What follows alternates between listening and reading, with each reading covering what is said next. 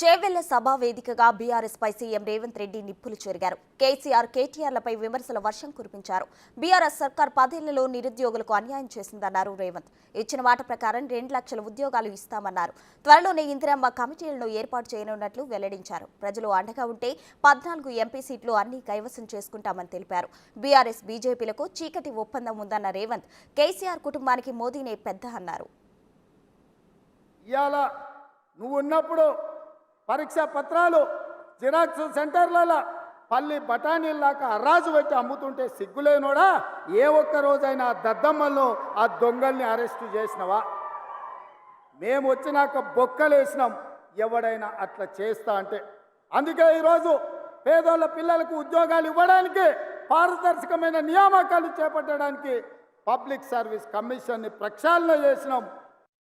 ఎన్నికల కంటే ముందు రేవంత్ రెడ్డి పేరు చెప్తే 3 సీట్లు రాకపోతుండే అని. నేను ఇవాళ ఈ వేదిక మీద నుంచి ఆ సొల్లు వాగుడు వాగే కేటీఆర్కి సవాలు విసురుతున్నా. బిడ్డ, ఇవాళ నేనే ముఖ్యమంత్రి, నేనే పిసిసి ప్రెసిడెంట్ను. రేపు రాబోయే పార్లమెంట్ ఎన్నికల్లో నేను సవాలు విసురుతున్నా. నీ చేతనైతే దమ్ముంటే, నువ్వు మొగోడు అయితే ఈ తెలంగాణ రాష్ట్రంలో బిడ్డ ఒక్క సీటు గెలిచి చూపించు.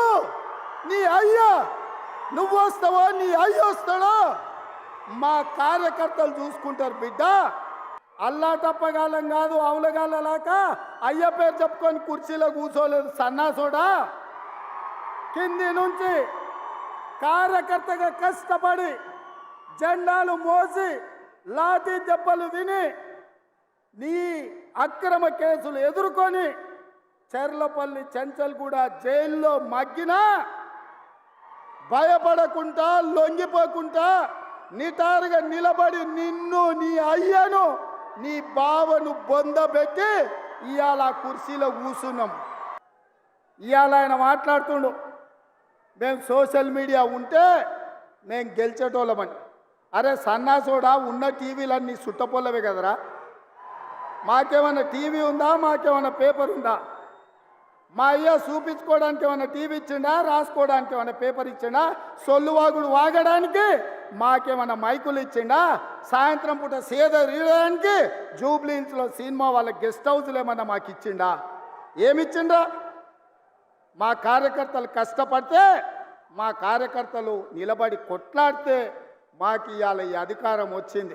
ఒక్కరోజైనా తండ్రి నోటైనా, కొడుకు నోటైనా, అల్లు నోటైనా, బిడ్డ నోటైనా, వాని సుట్టపోని నోటైనా ఈ ప్రభుత్వం మంచి పని చేసింది, ఈ పని మంచి చేసినందుకు మేము అభినందిస్తున్నామని ఒక్కరోజైనా మాట్లాడినరా? పొద్దున్న లేస్తే గవే చెత్త మాటలు, సొల్లు వాగుడు. ఎప్పుడు ఇది పోతుందా, ఎప్పుడు మేము కూర్చుంటామని. ఒక ఆయన అంటాడు ఇది 3 నెలలు కూడా ఉండదని, ఇంకొక ఆయన అంటాడు 6 నెలలు కూడా ఉండదని.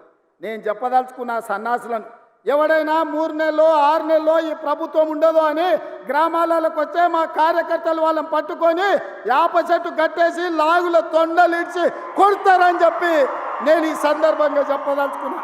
తెలంగాణ ఉద్యమం సందర్భంగా చంద్రశేఖరరావు చెప్పిండు, నీళ్లు, నిధులు, నియామకాలు ఈ తెలంగాణ రాష్ట్రానికి వస్తాయి, తెలంగాణ వస్తే అని. ఇవాళ నీళ్ల ముసుగులో నిధుల దోపిడీ జరిగింది. నియామకాల ముసుగులో కుటుంబంలో ఉన్న వాళ్ళకు, అల్లుడికి, కొడుకుకు, బిడ్డకు పదవులు వచ్చినాయి. సడ్డకుని కొడుకుకి రాజ్యసభ వచ్చింది, సుట్టపోనికి మంత్రి పదవులు వచ్చినాయి. కానీ లక్షలాది మంది నిరుద్యోగ యువకులకు ఉద్యోగ నియామకాలు చేపట్టలే. అందుకే మేమిచ్చిన మాట ప్రకారం కాంగ్రెస్ అధికారంలోకి వచ్చి నిరుద్యోగ యువకులకు 2 లక్షల ప్రభుత్వ ఉద్యోగాలు ఇస్తామని ఏదైతే మాట ఇచ్చినామో, అధికారంలోకి వచ్చిన 2 నెలలలోపు 25,000 ఉద్యోగ నియామకాలు ఎల్బీ స్టేడియంలో మేము బాధ్యత చేపట్టినమో, మీరందరూ కష్టపడి మాకు ఉద్యోగాలు ఇస్తే ప్రమాణ స్వీకారం చేసినమో, అదే ఎల్బీ స్టేడియంలో 25,000 మంది నిరుద్యోగ యువకులకు ఉద్యోగ నియామక పత్రాలు మన ప్రభుత్వం ఇచ్చింది. నిన్న మొన్నటి వరకు ఈ కేడీఆర్ మోడీ కలిసే అంటగాగింది కదా, అల్లం బెల్లం లెక్క అల్లాయి బల్లాయి చేసుకురు కదా వాళ్ళిద్దరూ, చేయలేదా? మరి ఇవాళ మేమిద్దరం వేరే, మాకు ఒకరంటే ఒకరు సరిపోదని నాటకాలు ఆడుతున్నారు. ఇది నమ్మాలని నేను అడుగుతున్నా. ఒకవేళ వాళ్ళిద్దరి మధ్యలో పొత్తు లేకపోతే చీకట్ల ఒప్పందం లేకపోతే కేటీఆర్ను ముఖ్యమంత్రిని చేయడానికి కేసీఆర్ పోయి మోడీని ఎందుకు అడిగిండే? ఇది నేను చెప్పినా మోడీ కదా చెప్పింది కేసీఆర్ వచ్చి నన్ను అడిగిండని. ఎవడే కేసీఆర్కి ఇంటి పెద్ద కుల పెద్ద? నరేంద్ర మోడీ కదా. ఇప్పుడు వాళ్ళు ఇంటి పంచాయతీ తీసుకొని పోయి మోడీకి చెప్పిండంటే వాళ్ళ కుల పెద్ద ఎవడు? మోడీ కదా.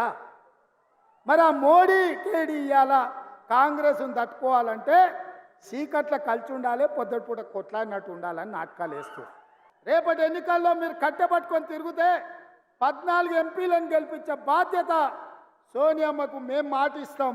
మనమందరం కష్టపడదాం. కానీ అంతటితో మన బాధ్యత తీరలే. వాస్తవంగా నా బాధ్యత ఎంపీలను గెలిపించడంతో తీరలే, మా మంత్రుల బాధ్యత ఎంపీ ఎన్నికలతో తీరలే. అసలైన బాధ్యత క్రమశిక్షణ కలిగిన కార్యకర్తలను సర్పంచులుగా, ఎంపీటీసీలుగా, జడ్పీటీసీలుగా, జిల్లా పరిషత్ చైర్మన్లుగా, మండల పరిషత్ అధ్యక్షులుగా మిమ్మల్ని గెలిపించినప్పుడు వార్డు మెంబర్లుగా ప్రతి హోదాలో కార్యకర్తలను గెలిపించినప్పుడే నిజమైన కాంగ్రెస్ పార్టీ నాయకులం అనిపించుకుంటాం. పదే పదే బీజేపీ వాళ్ళు అంటున్నారు మాది గుజరాత్ మోడల్ అని. గుజరాత్ మోడల్ అంటే ఏందే? ఊర్లో ఉన్న వాళ్ళందరూ తగలబెట్టుడా? ఇతర రాష్ట్రాలలో పెట్టుబడులు ఉంటే వాళ్ళని బెదిరించి మీ రాష్ట్రానికి గుంజుకపోవుడా? గుజరాత్ మోడల్ అంటే ఏందో? సంవత్సరానికి 2 కోట్ల ఉద్యోగాలు ఇస్తాన్నారు. ఎవరికైనా ఉద్యోగం ఇచ్చిండ్రా? రైతు ఆదాయాన్ని 2 చేస్తామన్నారు.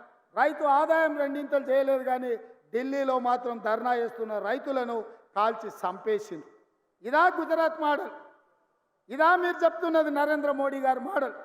అడిగేటోళ్ళు లేడు కదా అని బెదిరించి రుబాబుతో దబాయించి బతకాలనుకుంటున్నారు బీజేపీ వాళ్ళు.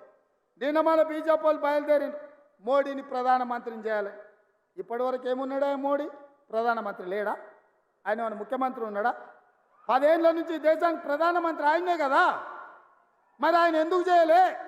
సంవత్సరానికి 2 కోట్ల ఉద్యోగాలంటే ఇప్పటికీ దేశంలో 20 కోట్ల ఉద్యోగాలు ఇవ్వాల్సిన అవసరం ఉండే. రైతుల ఆదాయం 2 చేస్తా అన్నాడు.